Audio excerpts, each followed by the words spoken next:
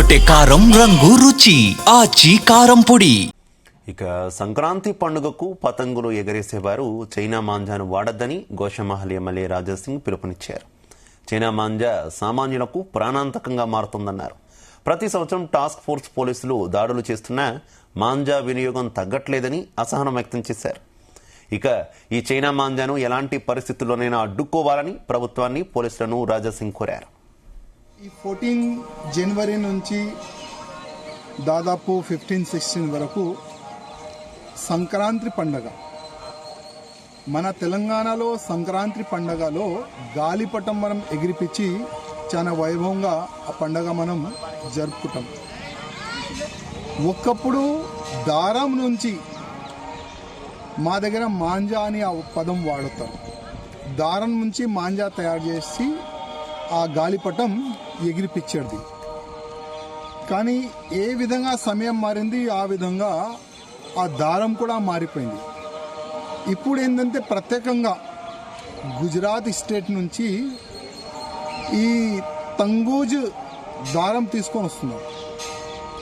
ఆ దారం ఎట్లా అంటే మనం ఎంతైనా బలంతో దానికి డైవర్ట్ చేయాలంటే కూడా అది కాదు, చేతు కట్ అయిపోతుంది, కానీ దారం కట్ కాదు.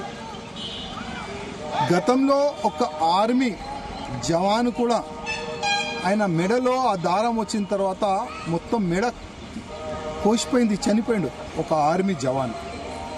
దాని తర్వాత చాలా మంది చిన్న చిన్న పిల్లలు కూడా ఆ దారం వల్ల చనిపోయినారు. ఇప్పుడు ఒక ట్రాఫిక్ కానిస్టేబుల్ కూడా గాయమైనది. నేను ప్రత్యేకంగా మా ముఖ్యమంత్రి గారికి, మా పోలీస్ డీజీపీ గారికి, మా కమిషనర్ గారికి రిక్వెస్ట్ చేస్తున్నా, ప్రాణం పోతుంది. అందుకోసం ఎవరైనా అట్లాంటి బ్యాండ్ అయినా దారం ఎవరైనా అమ్ముతే నామినల్ మీరు చిన్న చిన్న సెక్షన్లు పెట్టి కేసు బుక్ చేయకండి, పీడీ యాక్ట్ వేయండి. ఇంకొకసారి అయినా అట్లాంటి దారం అమ్మాలంటే ఒక భయం ఉండాలి. నేను మా కమిషనర్ గారికి, ముఖ్యమంత్రి గారికి రిక్వెస్ట్ చేస్తున్నా, ప్రత్యేకంగా ఈ బ్యాండ్ దారంని ఇల్లీగల్గా వాళ్ళు మన తెలంగాణకి తీసుకొని వస్తున్నారు. ఓల్డ్ సిటీ ఒక అడ్డా తయారైపోయింది. ఎవరైనా ఆ దారం అమ్మేవాళ్ళు దొరికితే స్టిక్గా వాళ్ళపైన యాక్షన్ తీసుకోండి అని మా పోలీస్ అధికారులకి, అదేవిధంగా ముఖ్యమంత్రి ఎర్రగొట్టే కారం రంగు రుచి ఆచి కారం పొడి.